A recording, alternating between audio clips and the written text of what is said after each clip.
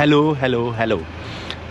तबूक जा रहा हूँ और सोच रहा हूँ कि आपको भी साथ लेके चलूँ। आपको पता है मैं हर हफ्ते तबूक जाता हूँ और तबूक तो नहीं न्योम जाता हूँ, लेकिन तबूक की फ़्लाइट लेता हूँ और इस वक्त टैक्सी मौजूद है और अभी हम लोग टैक्सी में बैठेंगे। मैं पिछले 2.5 साल से तकरीबन हर हफ्ते अपने काम के सिलसिले में जद्दा से न्योम जाता हूँ।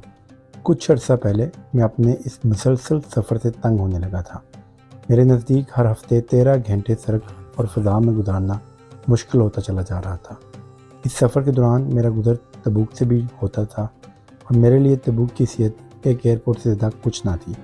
तबूक एयरपोर्ट से टैक्सी लेता और न्योम पहुँच जाता था। फिर एक दिन शाम को न्योम में बैठे मुझे डॉक्टर मोहम्मद शफीक साहब ने अपने मखसूस धीमे अंदाज में बताया कि मैं जुमे वाले दिन तबूक चला जाता हूँ। वनसल्ली अला रसूलिहिल करीम अम्मा बाद फ़अऊज़ु बिल्लाह। डॉक्टर साहब का इस्लाम से मुतल्लिक़ इल्म, उनका अंदाज़ बयां और सबसे बढ़कर उनके फ़लाई काम किसी तारफ़ के मुताज नहीं है।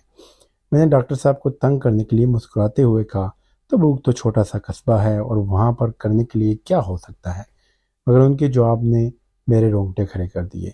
उनका कहना था कि मैं तो इस अक़ीदत से वहाँ जाता हूँ कि मेरे प्यारे नबी करीम सल्लल्लाहु अलैहि वसल्लम ने अपनी यहाँ ज़िंदगी के 20 दिन गुजारे थे। जहाँ आका ने कदम रखे हों उस सरज़मीन पर जाने का और सजदे का मौका मिलना भी खुश नसीबी की बात है। बस उसके बाद मेरा भी तबूक को देखने का नज़रिया बिल्कुल बदल गया। अब मैं हर इतवार खुशी खुशी न्योम नहीं बल्कि तबूक जाता हूँ। जद्दा एयरपोर्ट, जिसका अभी टर्मिनल 1 मुकम्मल हुआ है, ये इंतहाई खूबसूरत बन चुका है।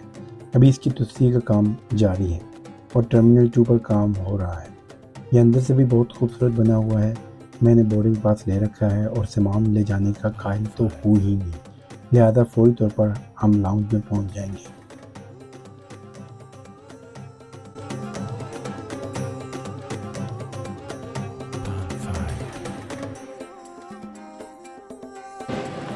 डॉक्टर साहब, जैसे हामिद साहब कहते हैं, आपको क्यों हर बार रोका जाता है? करते क्या होता है कि आपके बैग में कि हर बार आपको रोका जाता है? यार अब मैं क्या कर सकता हूँ, अब उन्होंने फिर मुझे पकड़ लिया था। लेकिन हामिद भाई, ये जब का आपने कहना शुरू किया ना, उसके बाद मुझे लगता है कि मुझे हर बंदा ही पकड़ना शुरू हो गया। ठीक है, तो अभी इधर उन्होंने बड़ी डिटेल चेकिंग की है मेरी। एयरपोर्ट पर मेरी पसंदीदा जगह सऊदी एयरलाइन का लाउंज होता है, जहाँ वाफर मकदार में खाबा प्रोग्राम भी होता है। क्योंकि अभी सुबह का वक्त है, लिहाजा यहाँ नाश्ते का इंतज़ाम किया गया है। आप में वो दोस्त जो यहाँ नान, चने और पाए ढूंढ रहे हैं, खुदा दा वास्ता है बाद आ जाओ। अद्धा पाकिस्तान मरीज़ बनिया पे है तो तुसी खाने फिर भी झीले ते छोले खाने और भाजी सादा ज़िंदगी गुजारो मेरी तरह। देखिए, मैंने सादगी से कुछ अंडे लेकर झीले दी मोहब्बत को मिस कर दी है, बल्कि मिस कॉल कर दी है। खाने में अक्सर देर सवेर भी हो जाती है, लिहाजा नट भज कर हम अपनी फ़्लाइट तक पहुंचने में ही गनीमत समझते हैं। फ़्लाइट में बैठते ही एयर होस्टेस ने हमारा पुरतपाक इस्तेमाल किया। वो इतना खुश होकर मिलती है कि कभी कभी लगता है कि अपने बच्चे भी मुझे देखकर इतने खुश नहीं होते। खैर, फ़्लाइट में बैठते ही खाने का ऑर्डर ले लिया गया था, क्योंकि फ़्लाइट बहुत मुख्तसर है और मुकाबला बहुत सख्त है। जहाज़ तबूक की जानिब रवाना हो गया है। तबूक सऊदी अरब के शुमाल मगरब में वाक़ है, यानी इसके एक जानब शाम और दूसरी जानब जॉर्डन का बॉर्डर लगता है। इस्लाम की तारीख़ में यह मुकाम ग़ज़वा तबूक की वजह से ख़ास अहमियत रखता है। यह ग़ज़वा 9 हिजरी में पेश आई थी, यानी उस वक़्त अगर आप जॉर्जियन कैलेंडर के मुताबिक देखें तो 631 बनता है। 7वीं सदी थी। ये पहली दफ़ा थी जब मुसलमान और रोमी सल्तनत के दरमियान तसादम हुआ था या होने लगा था। हम लोग अक्सर जो है बाज़ंतीनी स्टेट को रोमन स्टेट के नाम से पुकारते हैं, हालांकि बाज़ंतीनी स्टेट जो थी वो 5th सेंचुरी में बन गई थी और जिस वक़्त मुसलमान यहाँ आए हैं उस वक़्त रोमी सल्तनत नहीं थी, बाज़ंतीनी सल्तनत थी यहाँ मौजूद थी।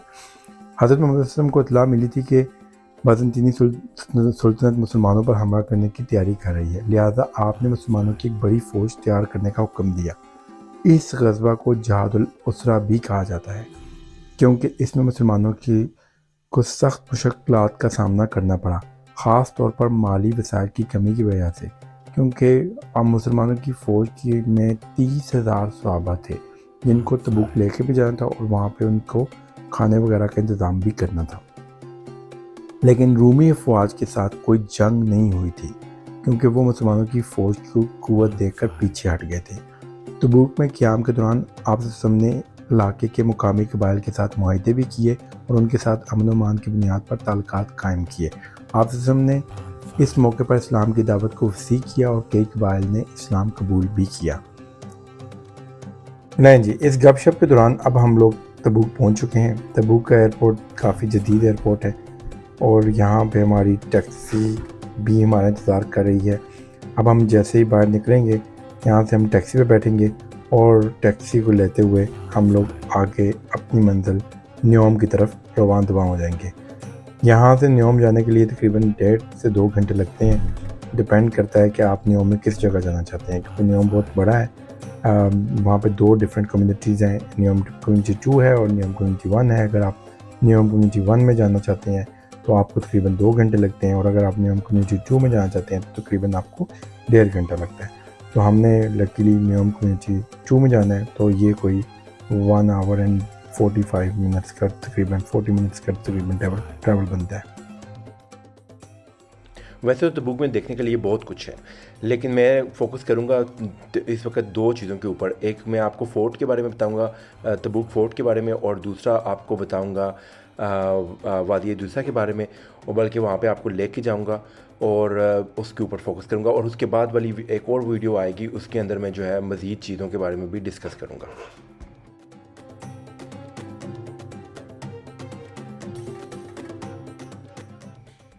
تبوک قلعے کو تبوک کاسل بھی کہا جاتا ہے۔ یہ سعودی عرب کی ایک مشہور تاریخی عمارت ہے۔ یہ قلعہ 1559 میں یعنی 16ویں صدی میں سلطنت عثمانیہ کے دور میں تعمیر کیا گیا تھا۔ اسے ایک فوجی قلعے کے طور پر ہی بنایا گیا تھا، کیونکہ شام سے جو لوگ، دمشق کے راستے سے جو لوگ مکہ اور مدینہ آتے تھے، ان اسپیشلی عمرے اور کے لیے، ان کی حفاظت کے لیے بنیادی طور پر اس کو بنایا گیا تھا۔ اور جب سعودی عرب بن گیا تو سعودی عرب نے بھی اس کو اپنے ورثے کے طور پر محفوظ کیا۔ اس کی کئی دفعہ تعمیر ہوئی، یعنی 16ویں صدی میں تو یہ بنا تھا، لیکن اس کے بعد 17ویں صدی میں اس کو دوبارہ تعمیر کیا گیا، یعنی ترکوں نے ہی اس کو دوبارہ تعمیر کیا۔ اور اس کے بعد جو ہے دوبارہ سعودی عرب، جب ابھی سعودی عرب نے اس کی دوبارہ تزئین کی ہے، اس کو اپڈیٹس کیا ہے اس کو کافی۔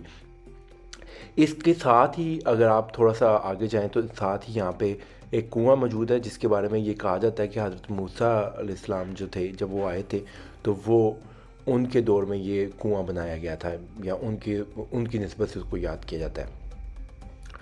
قلعہ جو ہے وہ مستطیل شکل کا ہے، اس میں بلند دیواریں ہیں، 2 منزلیں بھی بنائی گئی ہیں، اور اس کے اندر جو ہے دفاعی برج بنے ہوئے ہیں، ایک چھوٹا سا سین ہے، ایک مسجد ہے، اور اس کے علاوہ خوراک ذخیرہ کرنے کی اور کچھ کمرے موجود ہیں، کرنے کی جگہ ہے اور کچھ کمرے بھی موجود ہیں۔ ساتھ کنویں کی وجہ سے پانی کی بڑی فراوانی تھی یہاں پہ، اور مسجد بنانے کی ضرورت یہ تھی کہ جو زائرین قلعے اور یا قلعے میں جو فوجی تعینات تھے وہ یہاں پہ نماز پڑھ سکتے تھے، اس کی وجہ سے۔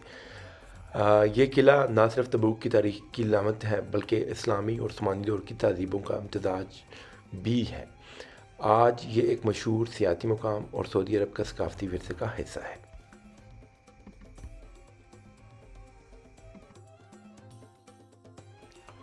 وادی دیسا کے لیے آپ کو ایئرپورٹ سے تقریباً 90 کلومیٹر دور جانا پڑتا ہے، اور اس کے لیے آپ کو تقریباً 1.5 سے 2 گھنٹے لگ جاتے ہیں۔ وادی دیسا سعودی عرب کے علاقے تبوک میں واقع ایک اور حسین اور دلکش وادی ہے۔ اس وادی کے بارے میں بہت ساری کہانیاں مشہور ہیں۔ سوچا یہ جاتا ہے کہ نباتین جب تھے، جو پیٹرا میں رہتے تھے یا الولا میں رہتے تھے، وہ لوگ اس راستے سے گزرا کرتے تھے، اور پھر یہی راستہ بعد میں جو ہے بہت سارے قافلوں، جو دمشق سے قافلے مکہ مدینہ آیا کرتے تھے، وہ بھی ان سے گزرتے تھے، کیونکہ یہاں پہ کافی ہریالی ہے، پانی بھی موجود ہے، تو لوگوں کا آسانی سے گزارا ہو سکتا تھا یہاں پہ۔ تو وادی دیسا جو ہے نہ صرف اپنی تاریخی اہمیت رکھتی ہے، بلکہ اس کے تھوڑا سا لوگ اس کو روحانی اہمیت کے طور پہ بھی سمجھتے ہیں، کیونکہ کچھ لوگوں کا خیال ہے کہ یہ خدا کی طرف سے ایک تحفہ دیا گیا ہے. جو یہاں کے جو لوکل لوگ تھے بدو جو تھے وہ ان کو لوگ یہ سمجھتے تھے، وہ لوگ یہ سمجھتے کہ یہ تحفہ کے طور پہ یہ لینڈ دی گئی ہے، تو اس لیے بھی لوگ جو ہے نا ایک روحانیت کی وجہ سے بھی پرانے زمانے میں لوگ یہاں پہ آتے رہے ہیں. آج کل وادی عدیثہ سعودی عرب کی مشہور سیاحتی مقام ہے، جہاں جب آپ آئیں گے تو آپ کو فطرت کی خوبصورتی بھی نظر آئے گی اور تاریخ کے آثار بھی دیکھے جا سکتے ہیں. وادی کی قدرتی دلکشی اور قدیم داستانیں آپ کے سفر کو یقینی طور پہ ایک یادگار سفر بنا دیں گی. تبوک کا شمار بھی ان شہروں میں ہوتا ہے جو سعودی ویژن 2030 کے تحت ترقی پذیر منصوبوں کا حصہ ہیں. تبوک میں زراعت اور پانی کے ذخائر کے لیے جدید سہولیات موجود ہیں. یہاں سے سعودی عرب کے دیگر شہروں کو زرعی مصنوعات بھی فراہم کی جاتی ہیں. تاریخی مقامات اور اسلامی آثار کی موجودگی کی وجہ سے یہ سیاحوں کے لیے پرکشش مقام ہے. خاص طور پر غزوہ تبوک کا میدان اور قدیم کنویں بھی یہاں موجود ہیں. تبوک کی جغرافیائی پوزیشن اس سعودی عرب کے شمالی سرحدی علاقوں کے لیے بہت اہمیت رکھتی ہے اور یہ اردن، مصر اور شام کے ساتھ تعلقات میں بھی بہت کلیدی کردار ادا کرتا ہے. اگر آپ کے پاس وقت ہو تو آپ لازمی تبوک آئیں اور اس کی خوبصورتی کو بھی دیکھیں، اور یہاں موجود تاریخ کے بہت سارے باب جن کو نہیں کھودا گیا یا جن کے بارے میں لوگوں کو انفارمیشن نہیں ہے اتنی زیادہ، ان کو بھی دیکھیں اور محسوس کریں. مجھے اجازت دیجیے کیونکہ میرا سفر ابھی کافی لمبا ہے اور میں نے ابھی گھر پہنچنا ہے. مجھے امید ہے کہ آپ کو یہ ویلاگ پسند آیا ہوگا. آپ پلیز اپنے کومنٹس لازمی دیجیے گا، کوئی غلطی ہو تو اس کا بھی لازمی مینشن کیجیے، اور امپورٹنٹ چیز یہ ہے کہ اس کو اپنے دوستوں کے ساتھ بھی شیئر کریں. اور لازمی بات ہے، یہ کہنے کی ضرورت تو نہیں ہے کہ میرے چینل کو سبسکرائب کریں تاکہ آپ کو مزید اس طرح کی ویڈیوز ملتی رہیں.